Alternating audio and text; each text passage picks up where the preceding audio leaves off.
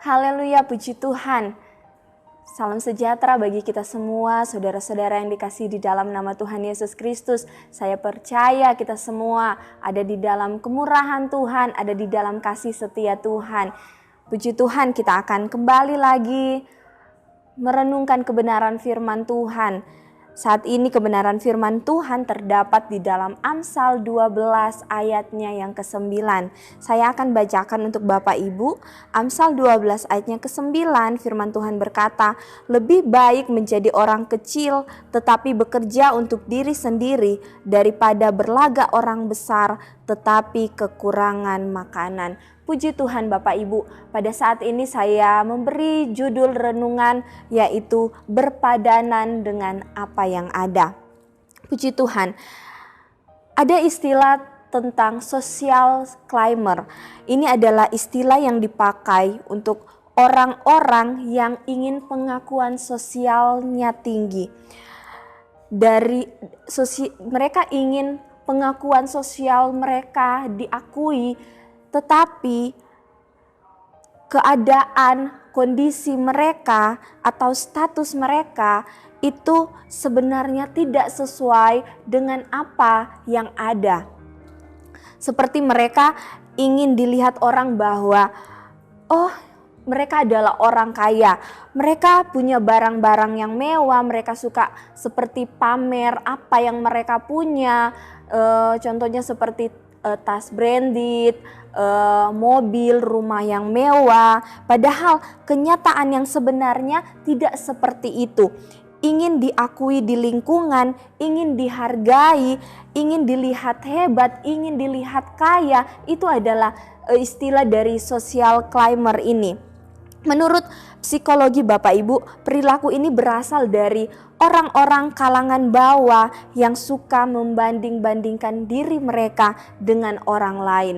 Pada pembacaan kita di sana dikatakan bahwa lebih baik menjadi orang kecil tetapi bekerja untuk diri sendiri daripada berlagak orang besar tetapi kekurangan makanan. Berlagak artinya mempunyai arti yang lain, yaitu berpura-pura, kepura-puraan atau seolah-olah. Artinya orang-orang ini tidak menjadi dirinya sendiri. Kita akan melihat apa tanggapan firman Tuhan akan hal ini. Firman Tuhan berkata, lebih baik menjadi orang kecil daripada berlagak besar tetapi kekurangan makanan. Saya mengambil beberapa sifat yang mungkin akan muncul, yang bisa muncul terhadap orang-orang yang berlagak besar. Yang pertama saya mengambil yaitu akan timbul sifat sombong. Seolah-olah sepertinya dia adalah orang yang kaya. Berlagak punya barang yang mewah, berlagak punya barang-barang yang mahal. Padahal kalau kita mau lihat keadaannya tidak seperti itu. Berlagak besar tetapi realitanya dia adalah orang yang kecil. Mengapa seperti itu Bapak Ibu? Karena orang-orang seperti ini mereka tidak menjadi diri mereka sendiri. Mereka menjadi orang-orang yang tidak percaya diri, karena itu mereka berlagak, mereka seolah-olah mempunyai hal yang luar biasa. Mereka seolah-olah menjadi orang yang besar karena mereka ingin dipuji orang lain. Pada akhirnya hidup mereka dipenuhi dengan kepura-puraan. Hidup mereka dipenuhi dengan hal-hal yang seolah-olah hidup dengan kepura-puraan, tidak seperti apa diri mereka sendiri. Di dalam Amsal 16 ayat 18 firman Tuhan berkata, "Kecongkakan mendahului kehancuran dan tinggi hati mendahului kejatuhan." Jangan kita mencari-cari pujian dari orang lain.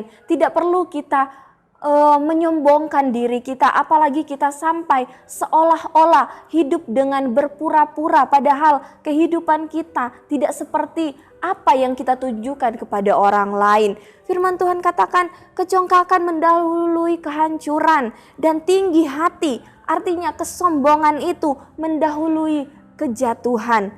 Bahkan di dalam Amsal 8 ayat 18 dikatakan, kekayaan dan kehormatan ada padaku, juga harta yang tetap dan keadilan. Kekayaan, kehormatan itu ada di dalam Tuhan. Tidak perlu kita mencari-cari pengakuan, tidak perlu kita mencari-cari pujian dari orang lain.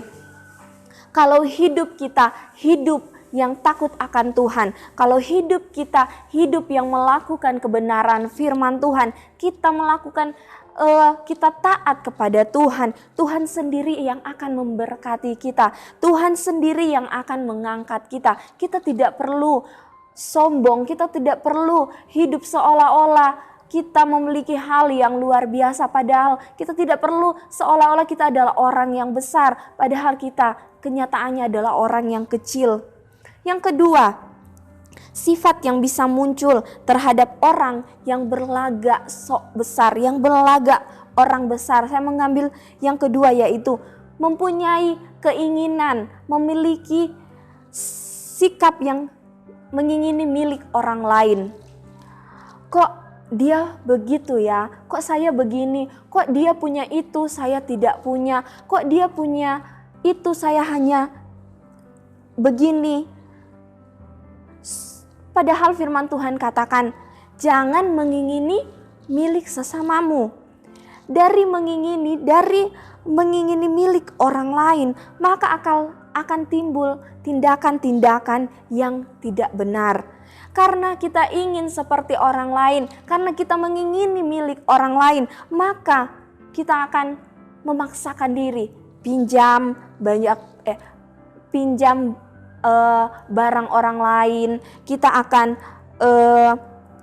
mencuri, bahkan kita bisa mencuri karena kita tidak mampu mengikuti seperti orang lain, tapi kita memaksakan diri kita, bahkan karena ingin seperti orang lain, kita bela-bela untuk berhutang. Bapak Ibu Saudara yang dikasihi oleh Tuhan, orang-orang yang berlagak orang besar melakukan berbagai cara agar bisa terlihat hebat, agar terlihat punya ini, punya itu, agar dipuji orang lain, mencari pujian orang lain. Padahal hutang di mana-mana, hutang kepada si A, kemudian tidak bisa membayar hutang kepada si B untuk menutupi hutang kepada si A. Kemudian seperti itu dan akhirnya menjadi kebiasaan di dalam kehidupan kita. Karena memaksakan diri untuk hidup mewah, memaksakan diri untuk sama dengan orang lain, tidak mensyukuri apa yang dia miliki. Akhir-akhir ini marak dengan pinjaman online. Sangat marak sekarang ini. Pinjaman online itu menawarkan proses yang sangat cepat, menawarkan jumlah yang besar, tetapi dengan bunga yang besar juga. Terjun kepada hal-hal seperti ini untuk memenuhi keinginan-keinginan lahiriah. Bapak Ibu, ini sangat merugikan.